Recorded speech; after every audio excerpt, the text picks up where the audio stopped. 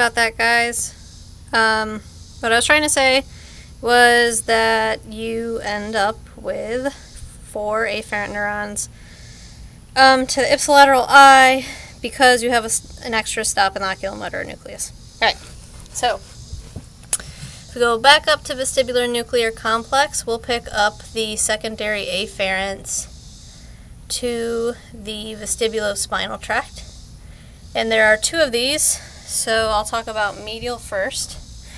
So the medial vestibulospinal tract is going to pass through the medial longitudinal fasciculus, and it's going to do this bilaterally. It's going to travel down the spinal cord, and it's going to synapse at cervical spinal levels because it's going to innervate your neck muscles. So it is going to enter via the vestibulospinal tract onto the ventral horn of the spinal cord, and it's going to synapse with lower motor neurons on both sides, and the purpose of that is stabilization.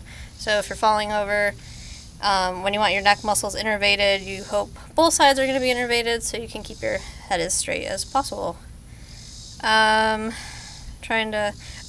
So keep in mind that when it synapses on those lower motor neurons, we are in an efferent system, so don't call them afferent neurons. Alright, so we're going to go back up, and we're going to follow the lateral vestibulospinal tract, and it is not going to pass through the MLF. It's going to stay on the ipsilateral side, where it's going to enter the spinal cord, it's going to follow the vestibulospinal tract, and it's going to enter the ventral horn at the spinal level wherever it needs to innervate muscles.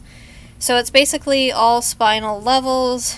I drew more of like a lumbar cross-section because I think when we used our examples of falling, we were talking about leg extension primarily.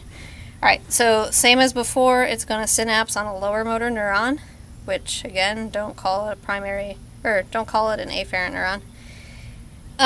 And this purpose is extension or anti-gravity. Remember, this is ipsilateral side, so in this case, this would be with a left head turn.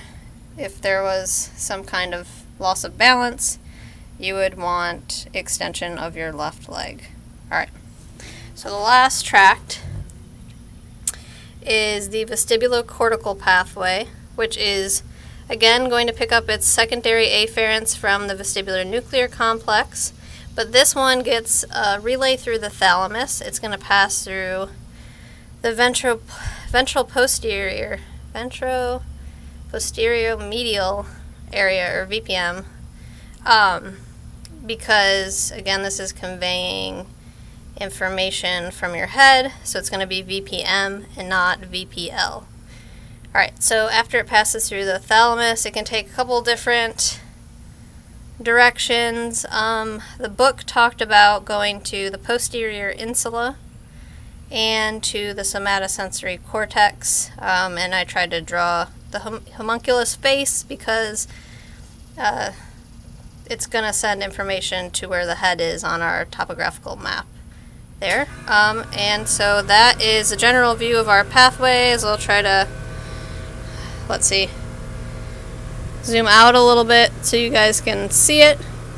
I hope that was helpful. If you have any questions or corrections, please let me know. Thanks.